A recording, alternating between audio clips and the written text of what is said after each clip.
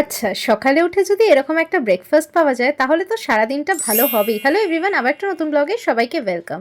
সকালবেলাই ছিল ছোলা সিদ্ধ, যেটা আমার তো ভীষণই ফেভারিট, সঙ্গে ডিম সিদ্ধ। মানে ব্রেকফাস্টটা একদম জমে ক্ষীর আর এরকম ঠান্ডা আমেজে। কি বলো তোমরা?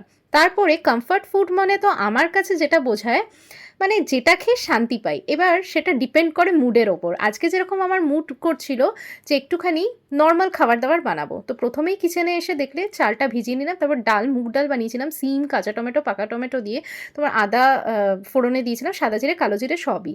আর এখানে আলু সিদ্ধটা মেখে নিলাম। তোমার শুকনো লঙ্কা একটু ভেজে নিয়েছিলাম, কাঁচা লঙ্কা আর তোমার সর্ষে তেল দিয়ে, আর কাঁচা টমেটো সেদ্ধ দিয়েছিলাম। এরপরে এই শীতের আমেজে ভাবলাম একটু পকোড়া বানাই, ভেজ পকোড়া। শুধু টা ছিল না, বাকি তোমার বাঁধাকপি, গাজর, ধনেপাতা কুচি, পেঁয়াজ কুচি, লঙ্কা কুচি দিয়ে পকোড়া। তো এই আমার কমফর্ট ফুড। আচ্ছা, শীতকালে যদি এর থেকে ভালো কিছু কমফর্ট ফুড থাকে অবশ্যই আমাকে কিন্তু সাজেস্ট করো। এরপরে রাতে একটা সেজওয়ান রাইস বানাচ্ছি। এখানে ভেজিটেবল দিয়ে দিলাম, রসুন, কাঁচা লঙ্কা প্রথমে একটু নাড়াচাড়া করে নিলাম। খুব বেশি ভাজা করতে হবে না। এবার সসটা দিয়ে পনিরগুলো অ্যাড করে সব আবারও ভালো করে মিক্স আপ করে নিলাম। ভাত দিয়ে একটু বেশি করে গোলমরিচ, পরিমাণ মতো নুন দিয়ে রাইসটা যা খেতে হয়েছিল কি আর বলি। মানে রাতের ডিনারটা একদম জমে উঠেছিল, ভেজ রাইস। সো ভিডিওটা ভালো লাগলে অবশ্যই লাইক, শেয়ার, সাবস্ক্রাইব করে পাশে থেকো।